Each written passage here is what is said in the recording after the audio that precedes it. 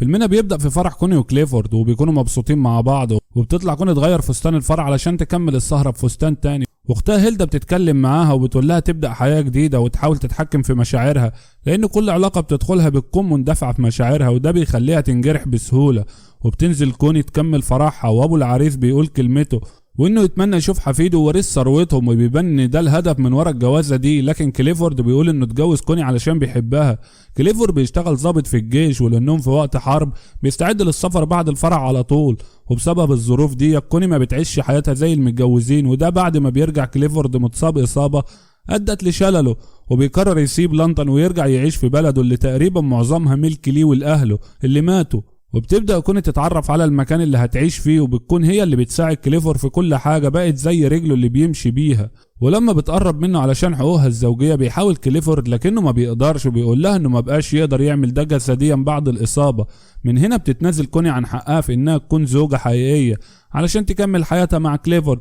وبيقرر كليفورد يعين خدم وحراس للقصر والمزرعة وكل الممتلكات علشان يعيد الحياة لمكانه من تاني، وفعلا بيعين خدم كتير، لكن بيرفض يعين مساعد شخصي ليه لانه مش بيقدر يعتمد في حياته الخاصة غير على كوني. وبتحاول كوني تتعود على الوضع الجديد لكنها بتتضايق وتكتئب من حياتها. وفي يوم وهي بتساعد كليفورد يستحمى بيحس بضيقها، فبيقول لها انه متخيل انها ممكن تكره حياته وتمل منها وده حقها، وكوني بتنكر كل ده. لكن كليفورد بيحاول يساعدها تستمتع بحياتها في المدينة، وبيقول لها النهارده اجازة عيد العمال فممكن تنزل تتعرف على العمال واهلهم وتفك عن نفسها. وفعلا بتعمل كده، وهناك بتتعرف على واحدة اسمها فيلين، وبتكون هي وجوزها مأجرين مزرعة من كليفورد وبيوردوا له ألبان. وبتشوف كوني احوال الناس وبتعرف ان العمال بتوع المناجم ظروفهم صعبة وبيتعرضوا لخطر كتير، ولان كل يوم كوني بتنزل تتمشى بيقرر كليفورد ينزل يتمشى معاها، ولان الارض الزراعيه بتعاني وهي بتزق كليفورد لحد ما بيقابله ميلور اللي بيكون ضابط سابق وبعد الحرب، واللي شافه فيها بيقرر يرجع لبلده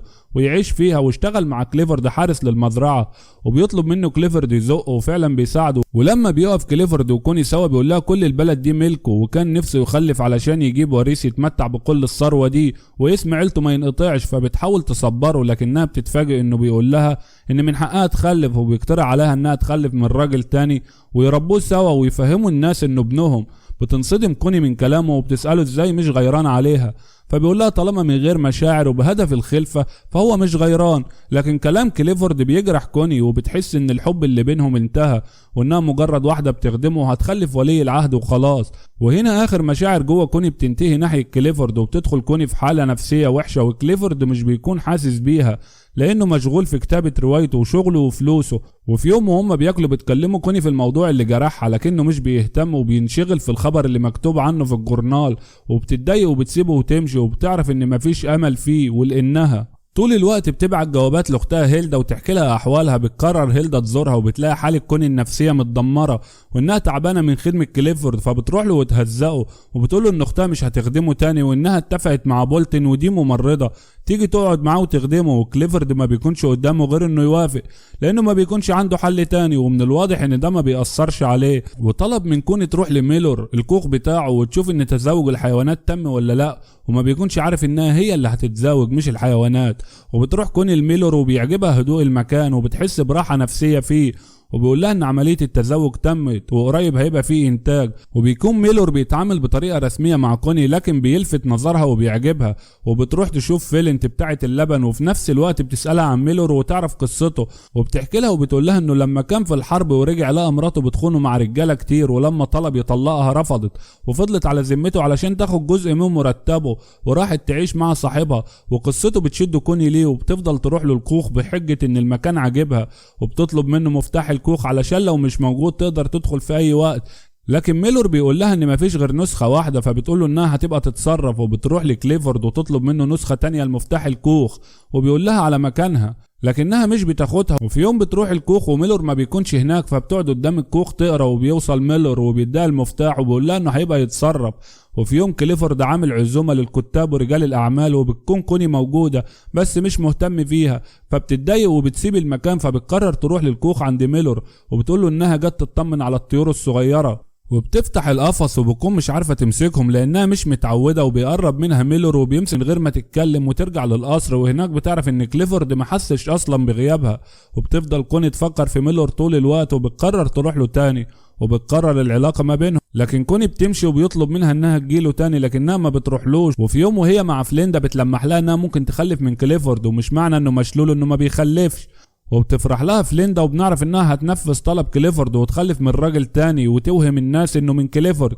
وفجأة بيجي ميلور بياخد لبن من فليندا، واول ما بتشوفه كوني بتمشي فبيمشي ميلور وراها، والمرة دي تقعد مع بولند وبتعرف منها انها لسه بتحب جوزها اللي مات رغم مرضه قبل ما يموت، وانها لسه بتحبه بعد ما مات، وده لان جوزها كمان كان بيحبها مش زي كليفورد. وكوني بتلمح لبولدن انها بتفكر هي وكليفورد يخلفوا، وبتتفاجئ بولدن انه لسه قادر يخلف. وبعدها بتقول الخبر ده للخدم اللي في القصر، وتلميحات كوني للموضوع زادت لانها فعلا بتكون حامل من ميلور، وبتزيد الاخبار لحد ما بتوصل لكليفورد وبيفرح جدا وبيقول لكوني عن الموضوع، وبتقول له انها موافقه على طلبه وانها مسافره ايطاليا مع باباها واختها، وهناك هتعمل علاقه مع واحد لانها ما ينفعش تقول له انها على علاقه بميلور لانه من الخدم بتوعه، لانه شرطه انها تعمل علاقه مع شخص مناسب وبعيد هو ما يعرفوش. وبتروح كوني لميلور وبتقول له انها حامل واتفاقها مع كليفورد، وبيفهم ميلور الناس استغلته علشان تحمل منه وتجيب وريث لامبراطوريه كليفورد. وبتنكر كوني كل ده لكنه بيتضايق وبيقطع علاقته بيها، فبتتضايق وبتفكر ازاي تقنعه انها بتحبه، وانها بعد ما حملت منه فكرت في خطة كليفورد عشان ما ينفتحوش.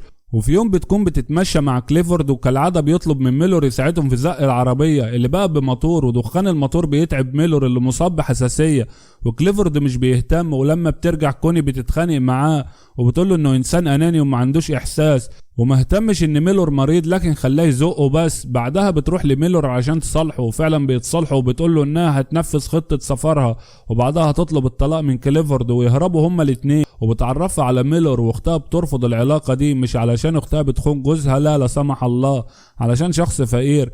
فبتتضايق كوني وبتفضل الليلة مع ميلور وبتسافر تاني يوم. بعدها بيتسلل صاحب مراته للكوخ علشان يسرقه، وهناك بيلاقي جزء من هدوم كوني وكتابها اللي عليه اسمها. فبيتكلم في البلد عن علاقة كوني وميلور، والكلام بيوصل لكليفورد اللي مش بيصدق وبتخلي انها نسيته هناك علشان بتحب تقعد في الكوخ، وبيقرر يطرد ميلور علشان يقطع كلام الناس. وبتكون بولتون شايفة كل اللي بيحصل فبتتصل بكوني وبترجع، وكليفورد بيطرد ميلور، وكوني بتوصل وبتواجه كليفورد وبتقوله انها فعلا حامل من ميلور. فبيقول لها بعد ما الاشاعات كترت عليها مش هيقدر يقول على الولد ده ابنه، فبتقول له انها مش هتنفذ خطته وعايزه تتطلق، لكنه بيرفض بعد اللي عملته فيه وهيسيبها كده. فبتروح كوني الميلور اللي بيقول لها انه وضعهم دلوقتي صعب وانه ما عندوش شغل ولا حاجه تامنهم هي وابنها، وبيقول لها لما الامور تتصلح هيبقى يرجع. وبيسافر، وقبل ما كوني تسيب البلد بتطلب من بولتون انها لو عرفت مكان ميلور في اي وقت تبلغها. وبولتون بتسالها لو الناس قالت بسال عنه ليه، قالت لها قولي لهم اني بحبه. وكده بتعرف البلد كلها انها بتحبه بجد، وفي سبيل حبها بتتنازل عن كل حاجه. وبتعدي الايام وبطن كوني بتكبر، وبتفضل تدور على ميلور بين الناس لحد ما بيجي لها جواب منه انه اشتغل في مزرعه في اسكتلندا، وانه ظروفه بسيطه لكنها هتكون اجمل بوجودها هي وابنهم معاه. وكوني ما بتترددش وبتروح لميلور، وفي النهايه بيعيشوا سوا. ولحد هنا بينتهي فيلمنا. لو عجبك الفيلم ما تنساش تعمل اشتراك في القناه ولايك للفيديو، واشوفكم الفيلم الجاي. سلام.